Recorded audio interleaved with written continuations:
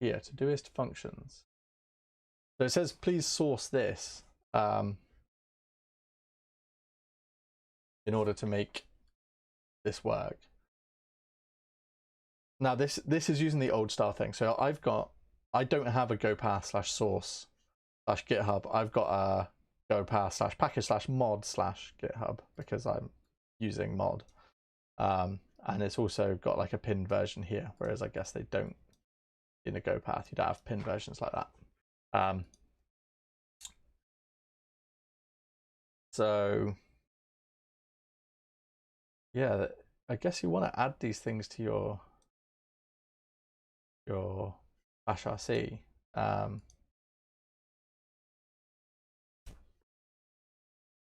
that's fine. If you're installing it like this, then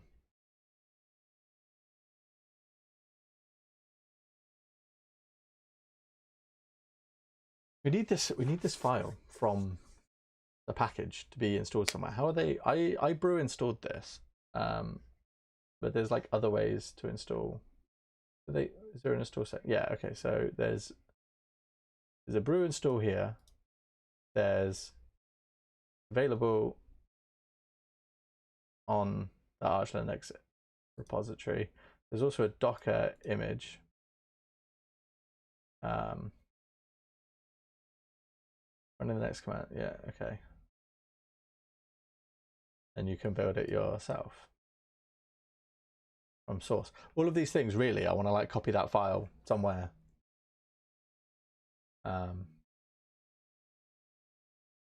Because like other tools like do this. If I tools do this, I'm just gonna have a look in my secret code thing just because I want to see what else I have in here. Is it? I know you can't see what I'm doing. I'm just trying to type very quickly.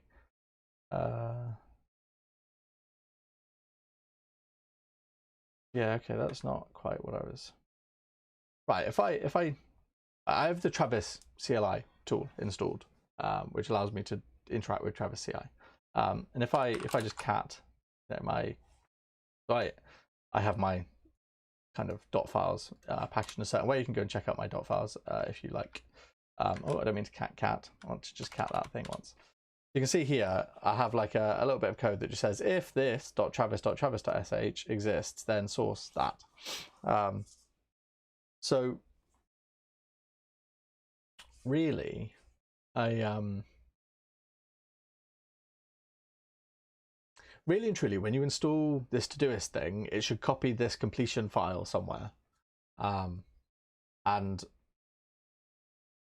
then users should be able to use it, and it should maybe even as part of the install like mess with your bash RC. I don't typically like it when things mess with your bash RC, but at the same time it makes it nice to like auto install for people. But look, this has got copy this into here and rename it to the name of the program you wish to add support for. Don't forget to source the file and make it active in the current shell. So does this exist on my system? etc bash completion.d? Nope. Alternatively, you can just document that users should source generic one in their bash configuration with prog set to the program name as above. So, I get that. It might be right. What I'm going to do, I'm just going to go with that for now. I'm going to assume that people are not using mod and they're using this. So I'm going to say here, let's do 1, 2, 3, enable shell completion. So we just say something like, you can also, I might put it below. They want, the author seems to like this Pico thing. So let's pop it down below here and just say, you can also enable shell completion.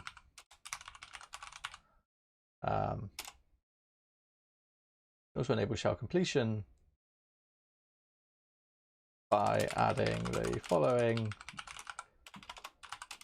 lines to your dot bash rc slash dot zshell rc. Okay. Slash, yeah, dot slash zshrc files, right? And then I'm just gonna copy that because that is basically what I think it should be. And then it's this. Ooh, open another code directory there. So it's source gopath slash source slash github slash, and then it was the CLI command, and then it's slash autocomplete slash, and then it was bash. Was it bash? Bash autocomplete. This is for bash, and this will be prog equals todoist. I'm just going to say for bash, and I'm going to say for zshell, and then that's zshell autocomplete.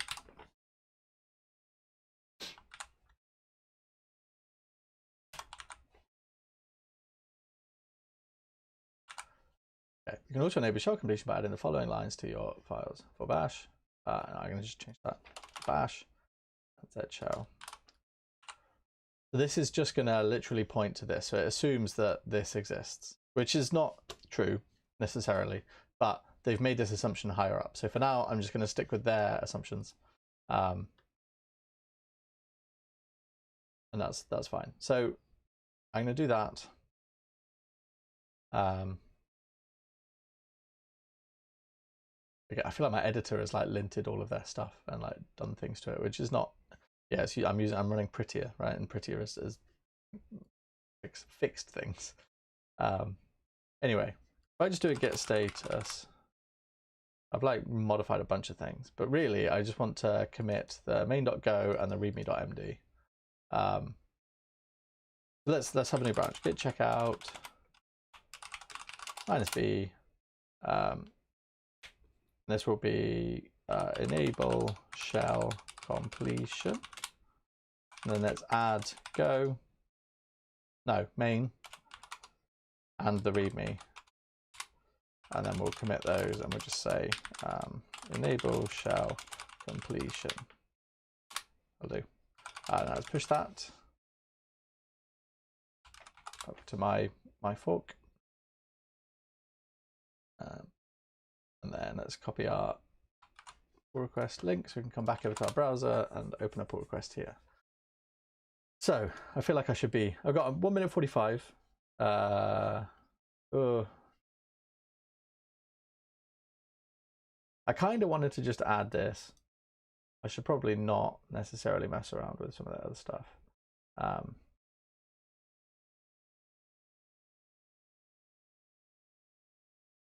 Yeah, look, it's done all sorts, which is really not okay.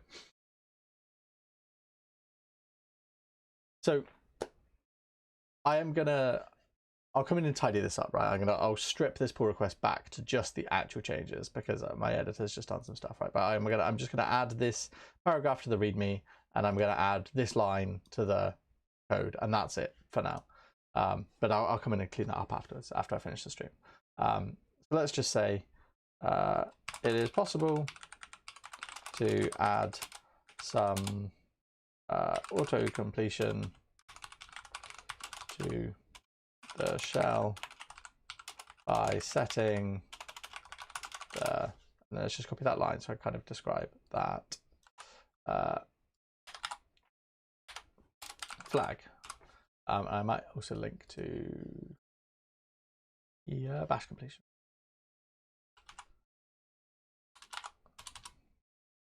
This auto completes sub commands automatically. It would also be nice in the future to add some custom handlers, which would allow for auto completing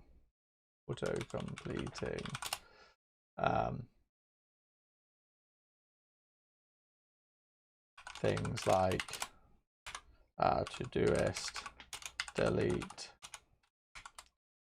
task ID, where a list of tasks would be shown. I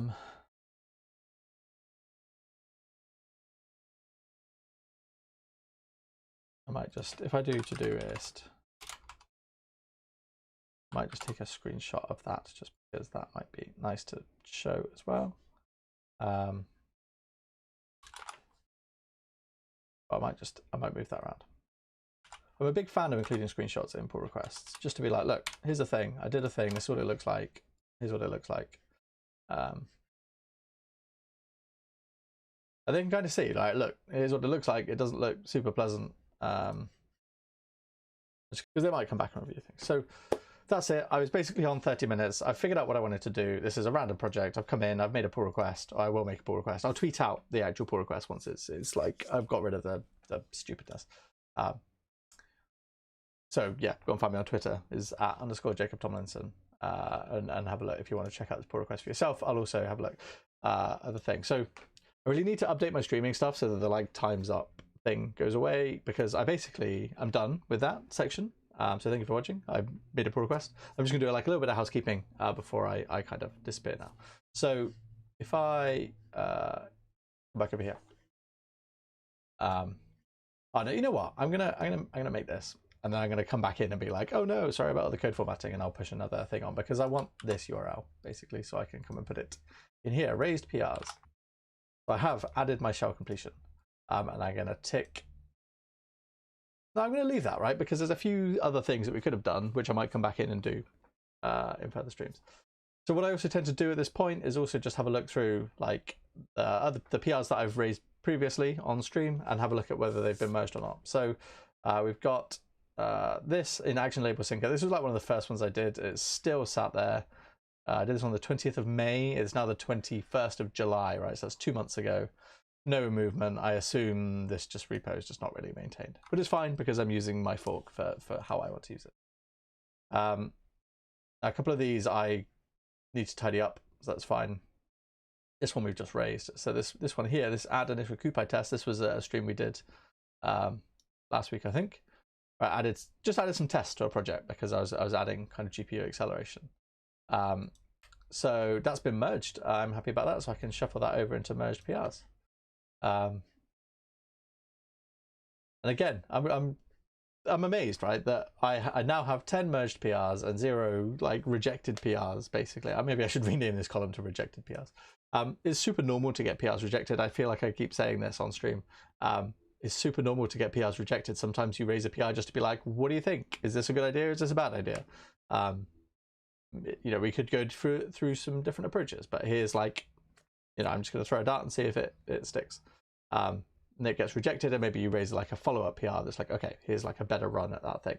Sometimes you do it and you think, well, this is dreadful. I don't want to, you know, this is not a good way of writing this at all. But it's maybe good for reference. It's good to have it out there so that you can get some feedback. And you don't always like come in and like update the PR. Sometimes you're like, right, let's close that. I'm going to start again. I'm going to go back to master. I've learned a lot in raising this PR. I'm going to have another run at writing this, and you might rewrite the code, you know, the change in a completely different way. So I think maybe this is like the fact that I'm raising quite small PRs. None of them are getting particularly rejected like this. Maybe the one that we've raised today might get rejected. Who knows? But yeah, so that's it. If you're enjoying watching me kind of mutter along whilst I'm working on some small PRs, please head to constrain.dev. Follow me on, you know, Twitch and Periscope and YouTube and wherever you're watching this. And yeah, thank you very much for sticking around. And